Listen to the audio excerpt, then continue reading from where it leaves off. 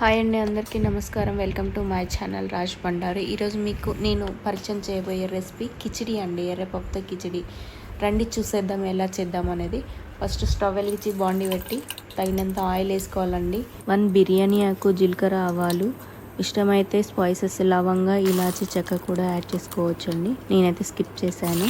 కొంచెం కరివేపాకు, పచ్చిమిర్చి, ఆనియన్, టమాటో, పసుపు, ఉప్పు, అల్లం వెల్లుల్లి పేస్ట్ వేసుకొని కొంచెం కలుపుకోవాలండి.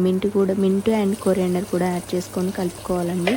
ఈ వీడియోలో చూపిస్తున్న విధంగా టమాటో, ఆనియన్ ఇవన్నీ ఇలా ఫ్రై అయితే సరిపోద్దండి. 1 గ్లాస్ రైస్, 1 టీ గ్లాస్ ఎర్రపప్పు ముందే కడిగి నానబెట్టుకున్నానండి. వీడియోలో చూపించిన విధంగా రైస్, పప్పును తీసుకొని అందులో యాడ్ చేయండి. మొత్తం యాడ్ చేసి ఒకసారి బాగా కలుపుకొని నేను తీసుకున్న క్వాంటిటీకి 2.5 గ్లాస్ వాటర్ యాడ్ చేశానండి. ఒకవేళ సరిపోకపోతే ఇంకా కొంచెం కూడా యాడ్ చేసుకోండి. వాటర్ యాడ్ చేశాక మరొకసారి కలుపుకొని స్టవ్ అనేది సిమ్లో పెట్టుకొని మూత పెట్టి ఒక 5 మినిట్స్ ఇలా వదిలేయండి. మధ్య మధ్యలో కలుపుతూ చూసుకుంటూ గ్యాస్ అనేది అడ్జస్ట్ చేసుకోండి. ఫైనల్లీ వేడివేడి కిచిడి రెడీ అండి. చూసారు కదా ఫ్రెండ్స్, కిచిడి ఎంత యమ్మీగా కనిపిస్తుందో. ఇంకెందుకు ఆలస్యం, తప్పకుండా ట్రై చేయండి. చాలా అంటే చాలా బాగుంటుంది.